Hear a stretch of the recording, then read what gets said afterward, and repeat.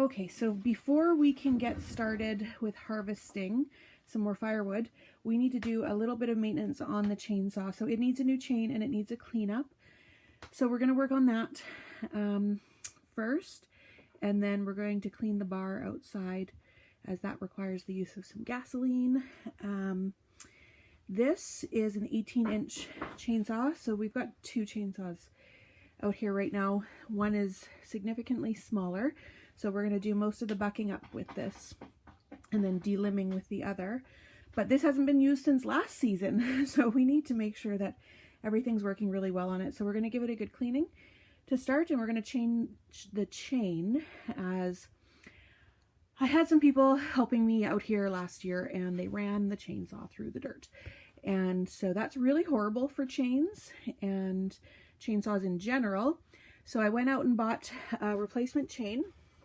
So we're going to install that today after we get this cleaned up. And hopefully it runs really, really fantastic and we can harvest a whole bunch of firewood today.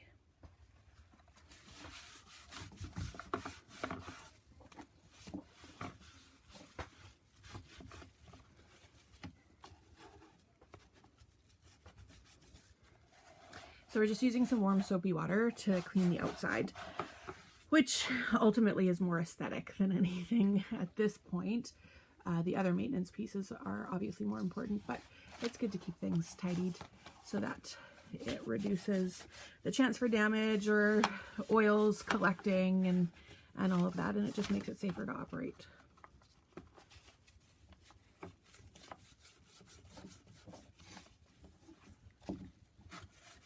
So all we're going to do is loosen this cover,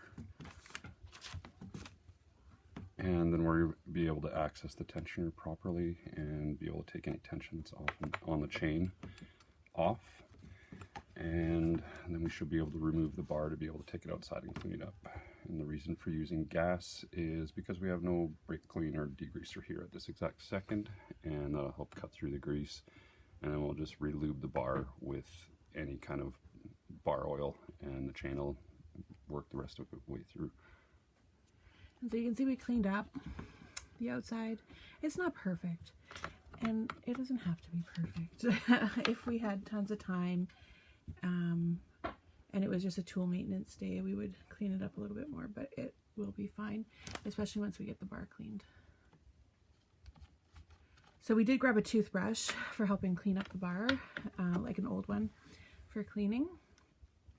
But like I said, it's just going to get all oily and dirty again when we go outside and use it.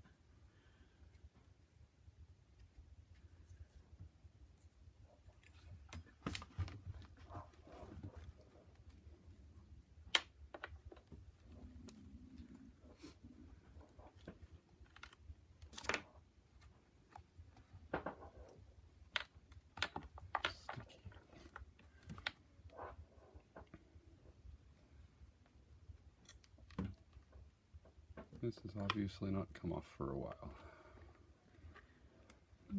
Probably almost 2 years. So just so everybody knows, I only started using a chainsaw last fall. And up until that point, if I had people coming out and helping me, then I would get them to do the chainsaw jobs, because I was kind of afraid of chainsaws at that point. Now I'm not afraid of chainsaws anymore. Do you want me to wash that? Yeah. I'm not afraid of chainsaws anymore, and I'm happy to use them. In fact, I really enjoy using them now. But I was clearly not doing any maintenance on anything, and those who understood how to do maintenance were not here often, so it didn't get done. It is desperately needed. So that's the bar and chain that we just took off, and we'll clean the bar and replace the chain, and then probably clean up in here too. Okay, so the bar was taken outside and cleaned, so there's not gunk on it anymore, and that was cleaned with gasoline outside rather than in the house. It's still a little stinky. And then it was along the bar tidied up so that the chain will move more easily. It was binding before. And then I've been working on cleaning this guard up. So again, not perfect, but so much cleaner. And then we took some of the gunk out of that area there. So now we're going to be able to put it all back together here and see how it works.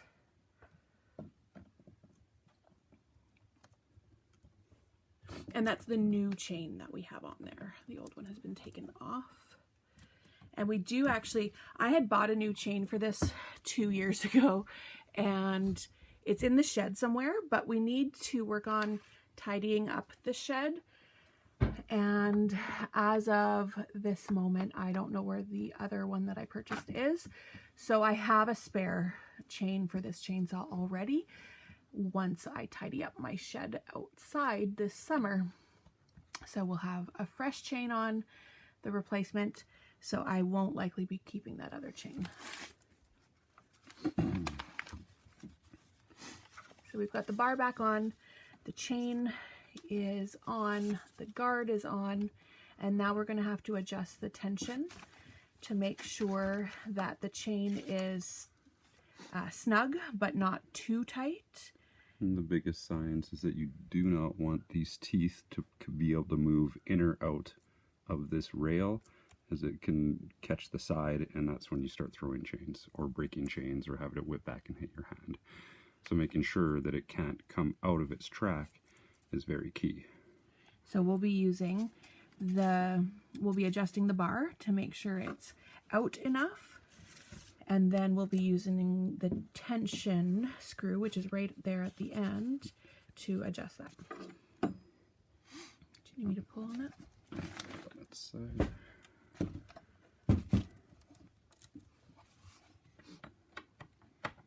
Get these started so you're not playing with it as much.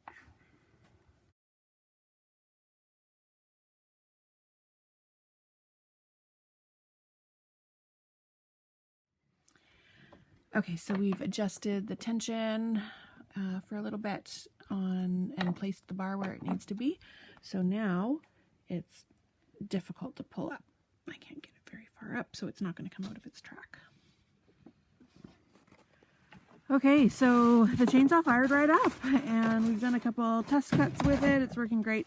Just need to add a bit of oil for the bar, as it wasn't fully empty, but it's going to need some. And we're going to get cutting. So we've got this great big pile that we can cut from. This is south facing, so the stuff was really dry when we did our test burn with it 2 days ago.